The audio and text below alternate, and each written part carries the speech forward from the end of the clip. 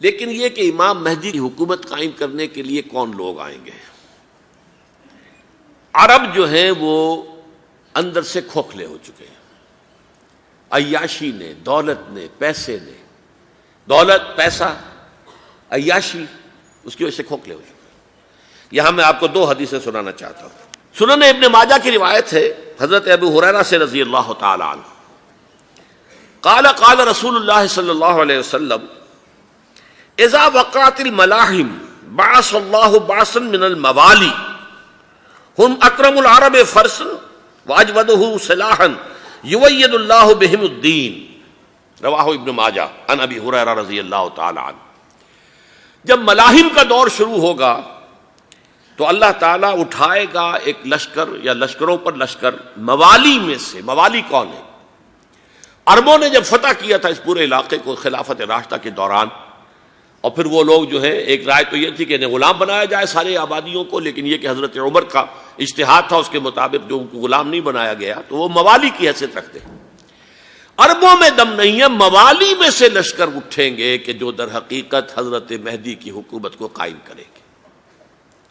دوسری حدیث سنیے، عن عبداللہ ابن الحارث رضی اللہ تعالی عنہ، اور یہ ابن ماجہ کی روایت ہے، قال قال رسول اللہ صلی اللہ علیہ وسلم یخرج الناس من المشرق فیوطئون للمہدی یعنی سلطانہ، لشکر نکلیں گے، لوگ آئیں گے مشرق سے، اور وہ حضرت مہدی کی حکومت کو جمائیں گے اور قائم کریں گے۔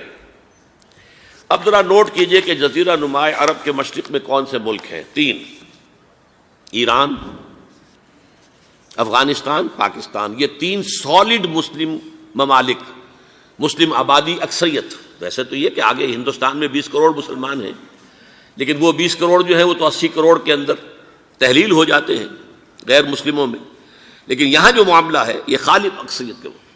ان میں سے ایران کا معاملہ جہاں تک ہے، نمبر ایک یہ کہ وہ شیعہ عقائد کے حصار میں بند ہے، اس سے ادھر ادھر ہونا اس کے لیے ممکن نہیں۔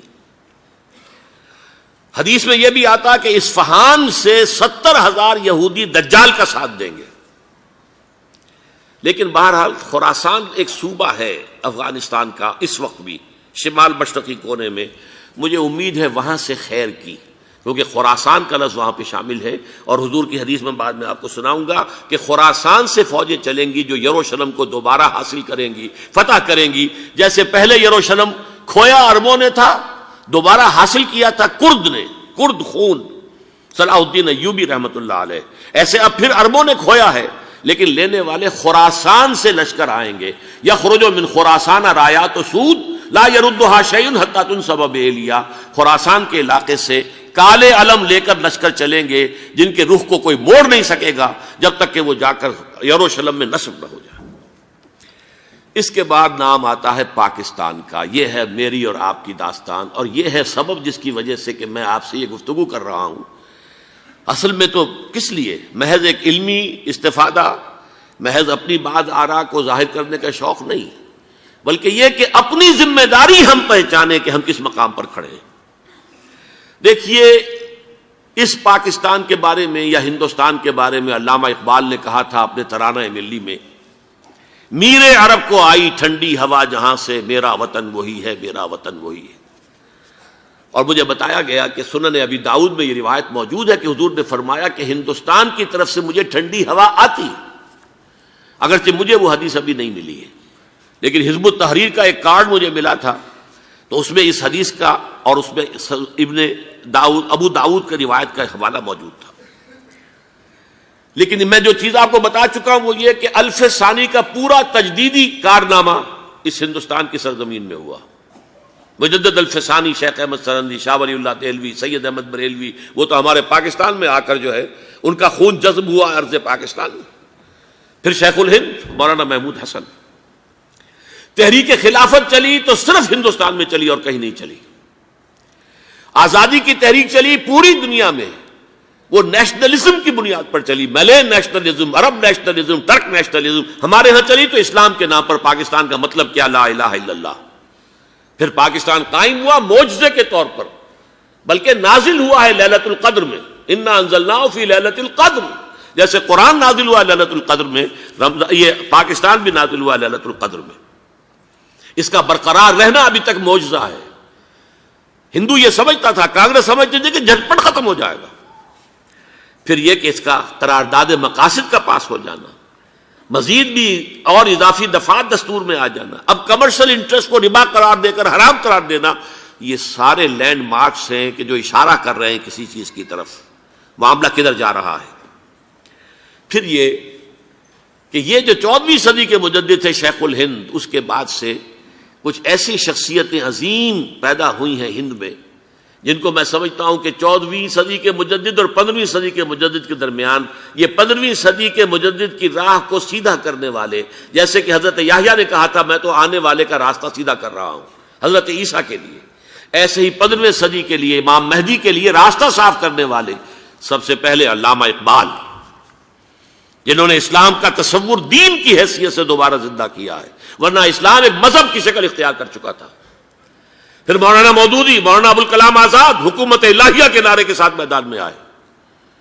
یہ اقبال نے جو تصور پیش کیا تھا اس پر عملی جد و جہد کے لیے حزب اللہ قائم ہوئی. نوٹ کر لیجئے 11 برس کا فرق ہے عمر کا علامہ اقبال کے اور ابوالکلام کے. اور 1913 میں جب حزب اللہ قائم کی ہے اس وقت علامہ اقبال کی ملی شاعری اپنے عروج کو پہنچ چکی تھی. پھر یہ کہ علامہ اقبال کے بعد تعمیل جو ہے اس کام کی وہ ابوالکلام نے کی، لیکن روایتی علماء نے کی شدید مخالفت کی وجہ سے وہ بددل ہو کر چھوڑ گئے، کانگریس میں شامل ہو گئے، بساط جو ہے حزب اللہ کی انہوں نے لپیٹ دی. پھر مولانا مودودی آئے، انہوں نے وہ ڈور جو ہے اس کا سرا تھاما، جماعت اسلامی قائم کی حکومت الہیہ ہی کے قیام کے لیے. اگرچہ میرے نزدیک یہ کہ وہ انتخابی اور ایک قومی سیاست کی ایک جماعت بن کر پاکستان میں جو ہے دلدل میں پھنس گئی ہے، اب ہم اس کی کوشش کر رہے ہیں تنظیم اسلامی اور یہ تحریک خلافت جس کے تحت یہ جلسہ ہو رہا ہے. یہ ساری چیزیں وہ ہیں کہ آپ کو سوائے پاکستان کے اور کہیں نہیں ملیں گی پوری دنیا میں. معلوم ہوتا ہے کہ پاکستان کو بہت بڑا رول پلے کرنا ہے اس میں، اور اس کے ساتھ اب جمع کر لیجئے افغانستان کی عمارت افغانستان، اسلامی عمارت افغانستان قائم ہو چکی ہے. یہ پچھلے 20 سالوں میں جو کچھ وہاں ہوتا رہا ہے اس سے پہلے تصور نہیں ہو سکتا تھا. علامہ اقبال کے فرزند بھی دیکھ کر آئے ہیں، تو اگرچہ وہ خود میں سمجھتا ہوں کہ خاصے انہیں آپ لبرل کہیں، آزاد خیال کہیں، لیکن اس درجے متاثر ہو کر آئے تھے کہ انہوں نے یہ کہا افغانستان میں جو میں نے حالات دیکھے ہیں کہ اگر 2-4 اور مسلمان ملکوں کے اندر یہ نظام قائم ہو جائے تو پوری دنیا مسلمان ہو جائے گی. یہ سب کچھ کیسے ہو رہا ہے؟ یہ آنے والے دور کی جھلکیاں ہیں. Coming events are casting their shadows before. یہ سب بتا رہے ہیں کہ پاکستان افغانستان کو مل کر اس میں کوئی عظیم رول پلے کرنا ہے. اور اس کے ضمن میں اب میں علامہ اقبال کے بارے میں آخری بات کہہ رہا ہوں.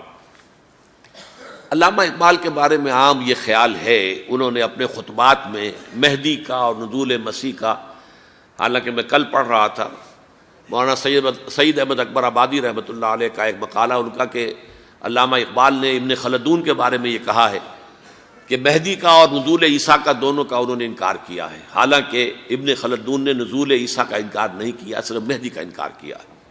بہرحال علامہ اقبال نے خطبات میں انکار کیا ہے. لیکن یہ کہ اپنی شاعری کے اندر میں چیلنج کرتا ہوں کسی بڑے سے بڑے اقبال شناس کو، ان کا یہ شعر ذرا سنیے: خضر وقت از خلوت دشت حجاز آید بروں، کارواں زی وادی دور و دراز آید بروں.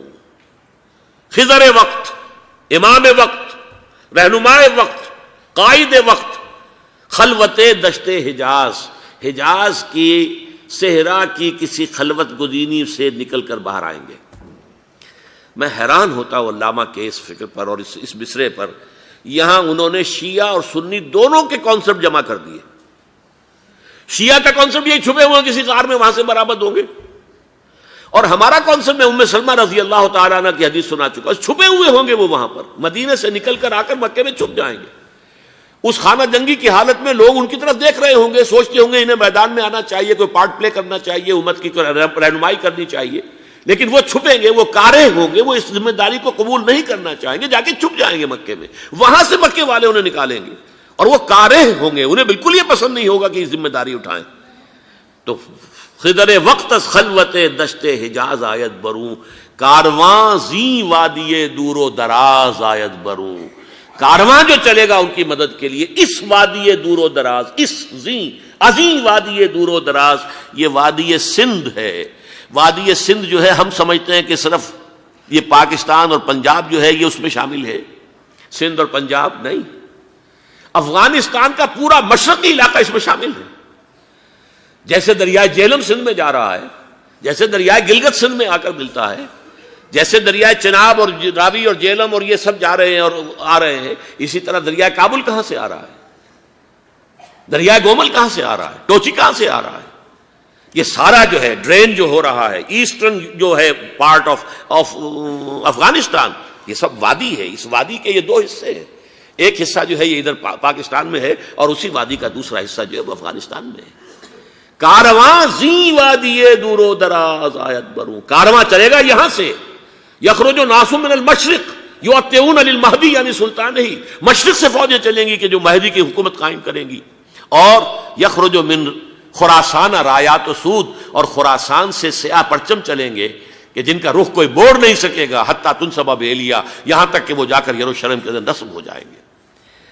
حضرات، میں ایک میری گفتگو کا حصہ باقی تھا لیکن میں اسے چھوڑ رہا ہوں، اس لیے کہ گلوبلائزیشن جو اس کی ہوگی، جو خلافت علی منہاج النبوہ کی تجرید کامل حضرت مہدی کے ہاتھوں عرب میں ہوگی، اس سے پہلے اس کے لیے محنت، کوشش، جد و جہد پاکستان اور افغانستان میں ہو چکی ہوگی جو اسے سپورٹ کرے گی اور وہاں جا کر حکومت قائم کرے گی۔ اس کے بعد گلوبلائزیشن کا جو مرحلہ اس کا ہے وہ حضرت مہدی کے ہاتھوں نہیں ہے، وہ حضرت عیسیٰ ابن مریم ان کے نزول کے بعد ہے، جن کے نزول کے بعد دجال کا خاتمہ ہوگا اور یہودیوں کا استحصال ہوگا۔ مسلمانوں پر بھی بڑی تکالیف عربوں پر آئیں گی، شدائد آئیں گے، لیکن یہ وہ میں حصہ ملتوی رکھتا ہوں کسی